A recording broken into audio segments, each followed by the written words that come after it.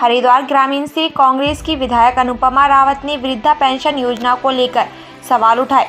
प्रामाणिकता के साथ कहा कि 2021 दिसंबर में सरकार ने पति और पत्नी को अगर उनके बच्चे, पुत्र या पौत्र 20 वर्ष से ऊपर की आयु में होंगे, पेंशन के दायरे से उनको अलग कर दिया जाएगा। एक तरफ अपनी पीठ अपने हाथों से थपथपा रहे थे कि हमने दोनों को पेंशन के दायरे में रख दिया। कांग्रेस की सरकार थी तो दोनों पति और पत्नी दोनों को लाभ मिलता था, लेकिन जब 2017 में बीजेपी की सरकार बनी उसके बाद 2021 में यह प्रावधान लागू किया गया कि पति और पत्नी जिनको पेंशन मिल रही थी, उनके पुत्र या पौत्र अगर 20 साल से ऊपर हैं तो उन्हें इस दायरे में अलग रखा जाएगा। इसको लेकर अनुपमा रावत ने सदन में आज सवाल पूछा और कहा कि ऐसा कौन होगा जिनके पुत्र या पौत्र 20 साल से ऊपर ना हो। रावत ने कहा, सवाल का हमें जवाब नहीं मिला और संबंधित मंत्री इससे साफ करते नजर आए। दिसंबर 2021 का है। इसके दूसरे पृष्ठ पे साफ वृद्धावस्था पेंशन का लिखा है कि किसी जो भी वृद्ध पति पत्नी हैं, अगर उनके बच्चे मतलब उनके पुत्र या पौत्र 20 वर्ष या 20 वर्ष से ऊपर की आयु के होंगे तो उनको इससे अलग कर दिया जाएगा, पेंशन के दायरे से, वृद्धावस्था पेंशन के दायरे से अलग कर दिया जाएगा। ये तो एक तरफ तो अपनी ही पीठ अपने ही हाथों से थपथपा रहे थे कि भाई हमने दोनों को पेंशन के दायरे पे रख दिया। पहले जो कांग्रेस के समय में हरीश रावत जी की जब सरकार थी कांग्रेस की, तो उस समय दोनों को, पति पत्नी दोनों को वृद्धावस्था पेंशन के उसमें रखा गया। उसके बाद भाजपा की 2017 में सरकार आई, उन्होंने 1 कर दिया। धामी सरकार ने 2 में रखा, लेकिन 2021 का जो जियो है साफ दर्शाता है कि अपनी पीठ को खुद थपथपाते हुए वो एक हाथ तो दे रहे हैं और दोनों हाथ ले रहे हैं। भाई आप कह रहे हैं कि पेंशन तो हम दे रहे हैं, लेकिन अगर इस तरीके का मानक रख दिया जाएगा तो मुझे बताइए कौन से वृद्ध माता पिता हैं जिनके बच्चे,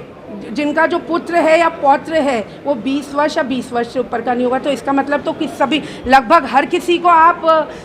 वृद्धावस्था पेंशन के दायरे से अलग कर रहे हैं। तो ये किस तरीके का डबल इंजन सरकार का दोहरा मापदंड है, इसको लेकर मैंने ये सवाल आज सदन के पटल पे रखे, लेकिन मुझे उसका कोई भी संतोषजनक जो है जवाब नहीं मिला और माननीय मंत्री जी इन सवालों से साफ बचते हुए नजर आए।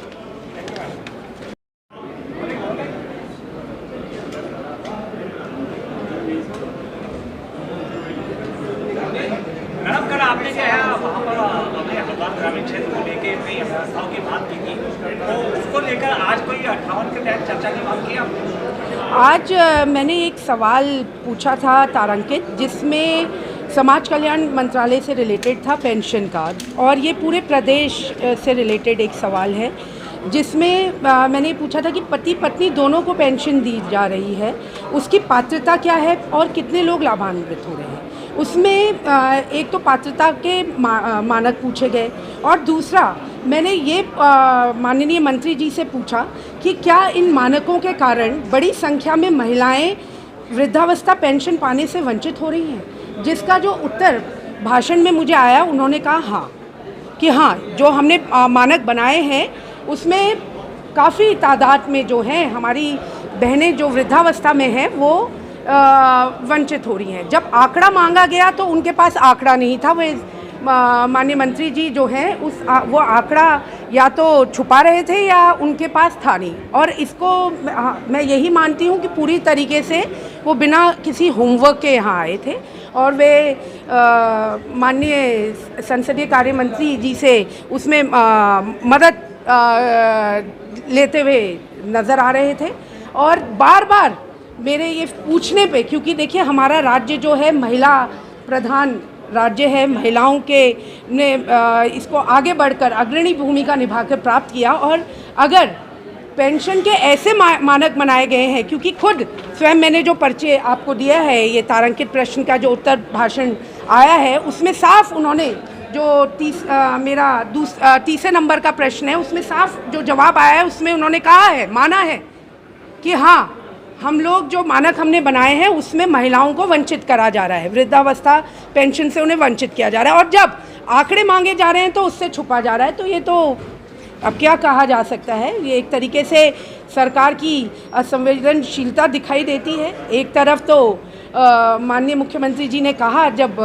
दोबारा मैंडेट बीजेपी को मिला कि भाई महिलाओं ने दोबारा से भाजपा को ये दिया और उसका तोहफा क्या ये दिया जा रहा है